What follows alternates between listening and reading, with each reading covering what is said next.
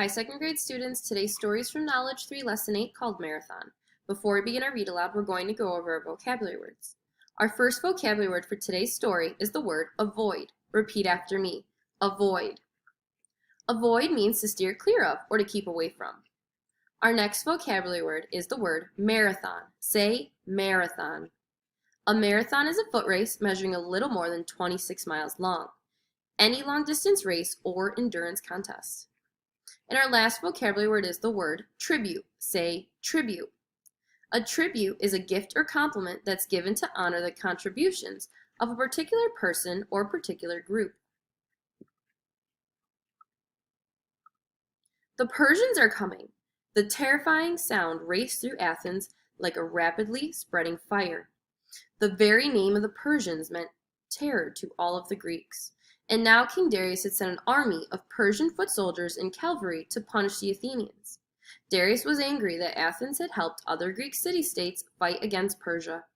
A fleet of 600 ships had brought as many as 20,000 experienced Persian soldiers to a beach about 26 miles from Athens, near a wide flat plain called Marathon.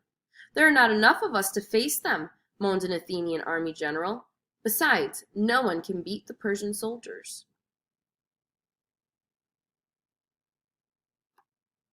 But another Athenian general, a man named Miltiades, answered, "The Persians fight for a king most of them have never seen and who cares nothing for them.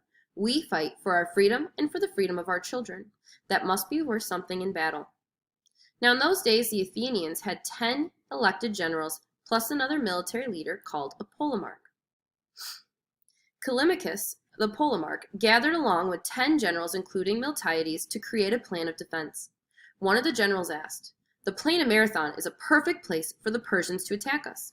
There is room for their horsemen to move around us, and there will be nowhere for us to go to avoid their well-organized soldiers fighting on foot." Another general suggested, "Let us send our fastest runner to Sparta. The Spartans are the greatest fighters in Greece, and they will help us, and we might stand a chance." But it was 150 miles from Athens to Sparta, and some of the journey included rugged mountains and streams. The generals knew they would need a runner who was fast and strong. "Phidippides is our man," the generals agreed. "No one in Athens can touch him for speed over a long distance." So they sent swift-footed Phidippides to call the Spartans upon for help. Then the generals called together the 10,000 Athenian men of fighting age. In every Athenian home there were tearful goodbyes. At last the Athenians started off toward the plain of Marathon, about 26 miles away. Meanwhile, the Persians were camped out on a beach near the edge of the plain. The Persian commander in charge told his men, "We will win such a great victory here for King Darius that the rest of the Greeks will simply surrender to us." The Persians were so confident, their commander took no special steps to guard his camp other than sending the cavalry off on their horses to search the area a few times a day. As all this was happening, the strong legs and powerful heart of the Athenian messenger Phidippides carried him toward Sparta. Phidippides ran as he had never run before, stopping only a few times to drink from streams or rivers. He ran for almost 3 days until he reached Sparta and the 2 Spartan kings. "You must come with your armies at once, or it will be too late," he exclaimed. To his horror, the Spartan kings answered, "We cannot leave before tomorrow. Sparta is in the middle of a religious holiday honoring the gods, and our laws say we must finish before we leave to fight." "But by then the battle will be over and we will have lost," Phidippides exclaimed. He sent out again to carry the news to the Athenians that they would have to be on their own. As it turned out, this was not true. As the Athenians marched toward Marathon, 1,000 Greeks from another city, having heard the news, joined them. Together, the 11,000 Greeks marched over to the mountains to the plain of Marathon. As they did so, Phidippides arrived to say, "The Spartans cannot help us." The generals were horrified. "The Persian army is much bigger than ours, with many more soldiers," one pointed out fearfully. "We should surrender and beg for mercy," cried a second.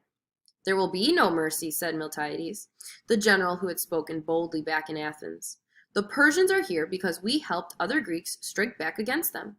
The Persians will not stop until they have destroyed us."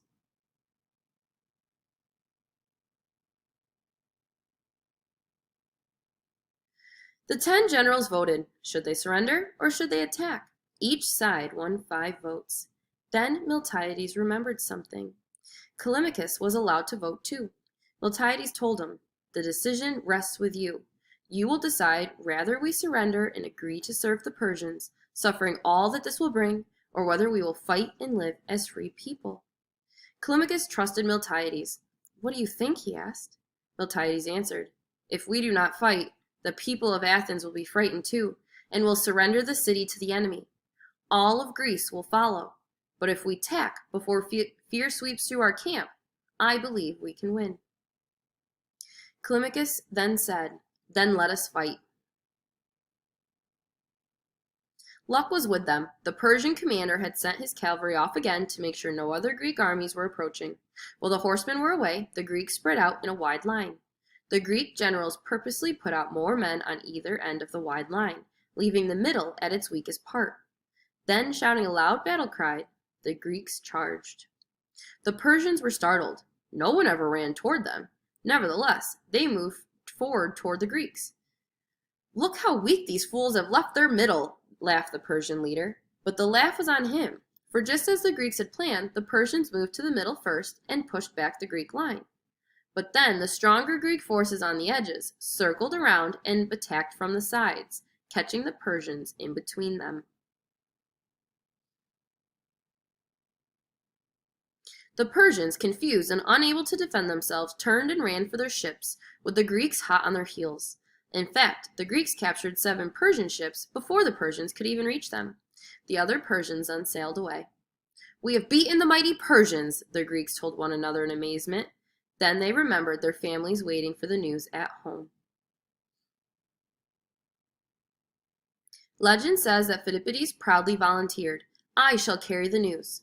He set out again, leaving the scene of the Battle of Marathon, and as he reached the gate of Athens, the people gathered around him. He was just able to gasp out one word, "Victory." Then his great heart, which had carried him to Sparta and back, finally gave out. Philippides fell dead at the gates of Athens. In tribute to Philippides, the Greeks measured the distance he had run from Marathon to Athens, and those 26 miles became the distance of their long-distance races. And this is why today we call a long-distance race a marathon, in memory of Philippides and all those who fought for freedom on the plains of Marathon.